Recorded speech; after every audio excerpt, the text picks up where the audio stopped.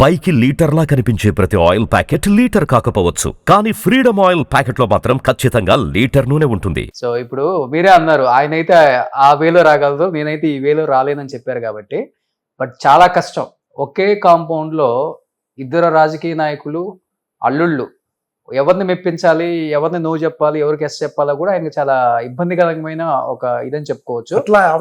But ఇప్పుడు Nara versus Daggubati compounds రెండు ఉంటాయి. ఇక్కడికి వెళ్ళొచ్చారా అంటే అక్కడికి వెళ్ళొచ్చారా అంటారు, అక్కడికి వెళ్ళొచ్చారా అంటే అక్కడికి వెళ్ళొచ్చారా అంటారు. ఇవి ఎక్కువ ఉంటాయి ఆ రోజుల్లో. బట్ ఎలా బ్యాలెన్స్ చేయగలిగారు ఇద్దరు? అంటే ఇద్దరి మధ్య అండర్స్టాండింగ్ ఉంటుందా మీకు చంద్రబాబు గారికి? ఇప్పుడు మేము కాకపోతే ఏ రాజకీయ వ్యవస్థలో అయినా కూడా, ఇందిరాగాంధీ ఉందనుకోండి, 2 గ్రూప్స్ ఉండే, పేర్లు గుర్తులేవు, అట్లా ఎక్కడైనా కూడా ప్రతి చోట కూడా 2 గ్రూప్స్ ఉంటాయి. ఇప్పుడు చంద్రబాబు దగ్గర ఉన్నా లేకపోతే జగన్ దగ్గర ఉన్నా 2 గ్రూప్స్ ఉంటవి. ఇవి మామూలే. కాకపోతే ఏంటంటే నాయకత్వం ఏం చేస్తుందంటే దాన్ని బ్యాలెన్స్ చేసుకుంటా, అది అవసరం కూడా పార్టీకి ఎప్పుడు కూడా. ఎందుకంటే 2 వర్షన్స్ను వినాలి. నాయకత్వంకి ఏంటంటే ఆ ఫ్రీనెస్ ఎప్పుడు ఉంటుంది. ఆ ఫ్రీనెస్లో వీళ్ళు కాదంటే వీళ్ళేం చేయలేరు. వీళ్ళు బచ్చాసే యాక్చువల్గా. ఆ నాయకత్వం ఆ విచక్షణ జ్ఞానం ఉండి ఆ ఫర్మ్నెస్ ఉన్నప్పుడు ఆ రెండింటిలో ఏది సక్రమము ఏది అసక్రమం అనేటటువంటిది తెలుసుకోగలిగిన శక్తి ఉంటుంది. దాన్ని ఫార్వర్డ్ తీసుకెళ్ళటం. అక్కడ ఏంటంటే ఆ సక్రమం అనేటటువంటిది తీసుకోవడంలోనే షార్ట్కట్, లబ్ధి, మనీ, వికెట్నెస్, కక్ష పూరితంగా ఉంటుందా లేకపోతే ఫెయిర్గా ఉంటుందా, ఇవి చాలా ఇంపార్టెంట్. ఇవి కూడా ఇవాళ రాజకీయ నాయకుడికి ఇవన్నీ డబ్బు అవసరము, వికెట్నెస్ అవసరము అనుకుంటే ఆ రోజుల్లో నాలాటోళ్ళకి చాలా సాధ్యమయ్యేది కాదు. రెండో వైపున చెప్పిందనే ఆ ఫెయిర్నెస్ లేకపోతే ఇంకో రకమైనటువంటి ఆదర్శము లేకపోతే సిద్ధాంతము, దాన్ని కూడా మనం తీసుకెళ్లాలనేటువంటి నాయకత్వం కనుక ఉద్దేశం అయితే మన దాంట్లో సర్వే అవుతాం, లేకపోతే వెనక్కి. ఓకే. కానీ ప్రాంతీయ పార్టీలకి ప్రాణం పోసిన వ్యక్తి ఎవరైనా ఉన్నారంటే అది ఎన్టీఆర్ గారే. ఒక ప్రాంతీయ పార్టీ అంటే ఇలా ఉంటుందా, ఇలా జనం ఆదరిస్తారా, ఇలా కూడా గెలవచ్చా, ఇలా కూడా మనం మన గవర్నెన్స్ చూపించవచ్చా అనేది దానికి ప్రాణం పోసింది వ్యక్తి అంటే ఎన్టీఆర్ గారు అని చెప్పొచ్చు. ఏమనిపించింది సార్ యాజ్ ఎ హీరోగా చూసారు అప్పటి వరకు మామ్ గారిని? అండ్ జనంలో రెస్పాన్స్ అది వేరేగా ఉండొచ్చు, అది వేరు. బట్ ఒక ప్రాంతీయ పార్టీ పెట్టిన తర్వాత విత్ ఇన్ 8 to 9 months లో గవర్నమెంట్ ఫామ్ చేయడం అనేది హైలీ ఇంపాసిబుల్. చాలా చాలా కష్టం. క్యాండిడేట్స్ని సెలెక్ట్ చేయడమే కష్టం. డబ్బు లేనిది రాజకీయం లేదు ఆ రోజుల్లో. ఎలా అనిపించింది మీకు ఆ జనంలో ఆయన తిరిగినప్పుడు లేకపోతే మీరు తిరిగినప్పుడు? కొంత రాజకీయ అవగాహన ఉన్నటువంటి వ్యక్తిగా రామారావు గారు పార్టీ పెట్టినప్పుడు వ్యవస్థ అనేటటువంటిది మారాల్సినటువంటి అవసరం ఉన్నది అని ప్రజానీకం యొక్క అభిప్రాయం. ఓకే. ఇటువంటి వ్యవస్థ కాదు, దీనికంటే కూడా ఆదర్శమైనటువంటి వ్యవస్థ ఉండాలి అనేటటువంటిది ప్రజల యొక్క అభిప్రాయం. దానికి అనుగుణంగా ఒక పర్సనాలిటీగా ఉన్నటువంటి ఒక నాయకుడు బయటకు వచ్చి తనకు ఉన్నటువంటి ఆ రోజు హైయెస్ట్ పెయిడ్ ఆర్టిస్టు, బాగా పాపులర్గా ఉన్నటువంటి ఆర్టిస్టు వదులుకుని వచ్చాడు. ఆ త్యాగం అనేటటువంటిది మనిషి. నేను పార్టీ పెట్టినటువంటి 29 మార్చిన అయితే 11th April ఫస్ట్ సభ నిజాం కాలేజీ గ్రౌండ్స్లో అయింది. ఆ రోజు అది అయిపోయిన తర్వాత నెక్స్ట్ డే లచ్చన్న గారు వాళ్ళంతా అపోజిషన్ వాళ్ళంతా రామారావు గారిని పిలిస్తే రామారావు గారు బయలుదేరి రాత్రిపూట 10 గంటలకి పాండురంగారావు గారు అని ఒక అడ్వకేట్ ఆ ఇంట్లో పెట్టారు సమావేశం. అక్కడికి వెళ్ళడానికి బయలుదేరితే నేను ఆయన్ని రామకృష్ణ ఇన్స్టిట్యూట్స్లో పైన ఉండేది రూము. ఆ రూమ్లో నేను కూడా ఉన్నాను. రాత్రి 9:30, 10 అయింది. తలుపు తీస్తే తలుపు మళ్ళీ వేసాను. నేను వేసి ఆపి చెప్పాను నేను ఆయనకి. ఏంటనంటే మీరు ఇప్పుడు అక్కడికి వెళ్తున్నారు కదా, వాళ్ళు మన అలయన్స్ అడుగుతారు, ఎందుకంటే నిన్న మీటింగ్లో విపరీతంగా జనం వచ్చేసారు, మీరు అందువల్ల వాళ్ళ ఉనికి పోతుందేమోనని వాళ్ళు మిమ్మల్ని అలయన్స్ అడుగుతారు. అలయన్స్ మనకు వద్దండి, ఇది ఎప్పుడు 12వ రోజు పార్టీ పెట్టిన తర్వాత మనం ఇండిపెండెంట్గా మనం కనుక మీరు కనుక పార్టీ ఇట్లానే వెళ్ళిపోతే మనం గెలుస్తున్నాము ఈ పార్టీ అని 11వ రోజు 13వ రోజు నేను చెప్పాను. ఎట్లా చెప్తామని అడిగాడు. అప్పుడే అడిగాడు నన్ను. అడిగితే నేను కూడా జీప్లో ఉన్నాను. ఆ రోజు ఊరేగింపు జీప్లో ఉన్నాను. నేను నిజాం కాలేజీకి వెళ్ళేటప్పుడు జీప్లో నేను కూడా ఉన్నాను కదా. నేను ప్రజలు గోళ్ళ మీద, చెట్ల మీద, ఇళ్ళ మీద జనం విపరీతంగా ఎక్కడ పడినా ఇసుక వేస్తే రాలినటువంటి జనం వాళ్ళ కళ్ళల్లో చూశానండి. వాళ్ళ కళ్ళు చెప్పి నాకేం చెప్పాను ఇంతకంటే మిమ్మల్ని గెలిపించడానికి మేము ఉన్నాము ఉమ్. అని కళ్ళు చెప్పినాయండి నాకు.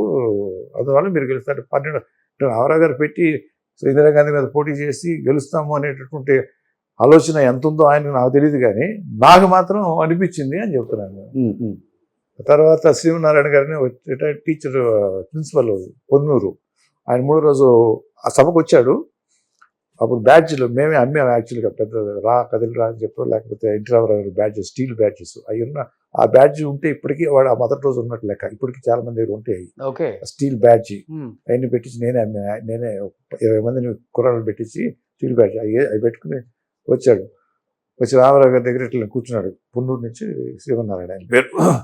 ఏంటనంటే, సార్ నేను 2 రోజులు అయింది మానాడు కాదు మీటింగ్కి వచ్చాను. నేను బస్సు ఎక్కితే ఈ బ్యాడ్జ్ పెట్టుకుని బస్సులో నాకు సీట్ ఇస్తున్నారు సార్ కూర్చోమని. లెగిసి కాఫీ హోటల్కి వెళ్తే అక్కడ కాఫీ సర్వర్స్ వాళ్ళు ముందు నాకు సర్వ్ చేసి ఏం కావాలి సార్ మర్యాద చేస్తున్నారు సార్ అని ఆయన చెప్తా ఉంటే దట్ ఈస్ రియాక్షన్. ఓకే. అప్పుడు ఇంత మీడియా లేదు, ఏం లేదు, కళ్ళతో చూసిందే నిజం. ఆయన పర్సనాలిటీ అంతే కదా, పర్సనాలిటీ. ఓకే. మీరు ఈనాడు అనేటటువంటిది ఒకటి ఉంది. Hmm. అయినా కానీ ఏదైనా కూడా రామారావు గారు వచ్చి పార్టీ పెట్టారంటే మీడియా, ఏ మీడియానా అప్పుడు ఉన్నట్టు 4 పేపర్లు వేయాలి తప్పదు కదా. కానీ అప్పటి వరకు ఒక హీరోగా ఉన్న చరిష్మా వేరు, ఒక్కసారిగా పార్టీ పెట్టి ముఖ్యమంత్రి అయ్యి ఆయన ఎలా ఉండేది సార్? అంటే ఇనిషియల్గా గవర్నమెంట్ని నడపగలరా నడపలేనన్న ఆ ఉద్దేశంతో, ఆ భయంతో అది ఉండేదా, లేకపోతే లేదు కాన్ఫిడెన్స్గా చాలా నేను గట్టిగా చేయగలను కాన్ఫిడెంట్ ఉండేది ఆయనకి? ఆయన చాలా క్విక్ గ్రాస్పింగ్ అండి ఆయనకి. అయితే అడ్మినిస్ట్రేషన్ అనేటటువంటిది ఆయనకి తెలియకపోవచ్చు, ఐఏఎస్ ఆఫీసర్స్ వీళ్ళు అనేటటువంటిది ఉన్నా కూడా అంత సబ్జెక్టుగా ఆ ప్రొసీజర్స్ అవన్నీ కూడా ఉండేవి కావు. ఆయనలో ఉన్నటువంటి ఇప్పటికీ ఎప్పటికీ చెప్తా నేను, ఆ రోజున జరిగినటువంటి సంస్కరణలు కానివ్వండి, ప్రోగ్రామ్స్ కానివ్వండి, ఒక విద్యకు సంబంధించినప్పుడు లేకపోతే ఒక ఆహారానికి 2 రూపీస్ కిలో కానివ్వండి, హౌసింగ్ కానివ్వండి, ఎడ్యుకేషనల్ రిఫార్మ్స్ కానివ్వండి, అగ్రికల్చర్కి సంబంధించినటువంటి ప్రాజెక్ట్స్ అన్ని అప్పుడు కంటెంప్లేట్ చేసినవి తర్వాత కంటిన్యూ అయినాయి అనేటటువంటిది నాకు ఇప్పటికీ అప్పటికి చెప్తాను నేను. అవును. అభివృద్ధి అనేటటువంటి స్టార్ట్ అయిందే అక్కడి నుంచి అనేటటువంటి. అంతకుముందు అభివృద్ధి లేదనే అనడానికి కాదు, కానీ ఒక ప్రణాళికాబద్ధకంగా ఒక శాసనసభ్యుడు అంటే, ఒక ఏరియా అంటే దాంట్లో చూపించాలి కదా మనం రెస్పాన్సిబుల్గా అనేటటువంటిది. దానికి అంతటికీ ఆయన కారణం ఏంటంటే right man in right place, selecting IAS officer to put in a particular. 2 రూపాయల బియ్యం ఉంది, ఒక ఆఫీసర్ కావాలి. హౌసింగ్ ఉంది, ఒక ఆఫీసర్ కావాలి. ఎడ్యుకేషన్ ఉంది, ఒక ఆఫీసర్ కావాలి. ఆయన నాదెల్ల సత్యం ఫాదర్ ఐఏఎస్ ఆఫీసర్, ఆయన ఎక్కడో బాంబేలో ఎక్కడో ఢిల్లీలో ఉంటే ఆయన తెప్పించుకున్నారు. అట్లానే అలా ఆఫీసర్స్ ఎక్కడెక్కడ ఉన్నారు అనుకోండి తెలుగు వాళ్ళు, సెంట్రల్ రాసి డిప్యూటేషన్లో తెప్పించుకునేవారు.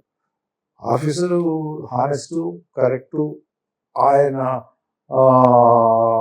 తెలుసు అంటే సబ్జెక్టు, లేకపోతే ఆ ఇంటిగ్రిటీ ఉన్న ఆఫీసర్ని ఆ ప్లేస్లో పోస్ట్ చేయడం అనేటటువంటి first priority. So any successful industry, any successful firm, any way success అనేటటువంటిది ఒక ఇండివిజువల్ తోటి కాదండి, అతను చూస్ చేసుకునేటటువంటి టీం వలన ఎప్పుడు కూడా సక్సెస్ ఉంటుంది. ఒక ఛానల్ ఉందనుకోండి, 10 మంది మీలాంటి వాళ్ళు ఉంటేనే సక్సెస్ అవుతుంది, కానీ ఒకరినే కూర్చొని నడుపుతా అంటే కుదరదు. నాకే అన్ని తెలుసు అనుకుంటే కుదరదు. సో అలా ఆయన సక్సెస్ కారణం ఏంటంటే right man in right place. Okay. అలా సో అట్లా తీసుకొచ్చుకుని ఇండస్ట్రీకి సంబంధించినటువంటి మనుషులు సెక్రటరీ ఎవరంటారంటే పలానావాడు. అది ఇవాళేమో వాడు ఎంత కమిషన్ తెప్పించగలరు, లేకపోతే ఎలా మేనేవర్ చేయగలరు, అటువంటి ఆఫీసర్సే ఎక్కువ ప్రమోషన్స్ను ఇంపార్టెన్స్ వస్తాయి. ఆ రోజు అట్లా కాదు, ఆయనతో పోట్లాడేవాళ్ళు ఆఫీసర్స్ ఉండేవారు, ఇంటిగ్రిటీ ఉండేటటువంటి ఆఫీసర్స్ ఉండేవారు.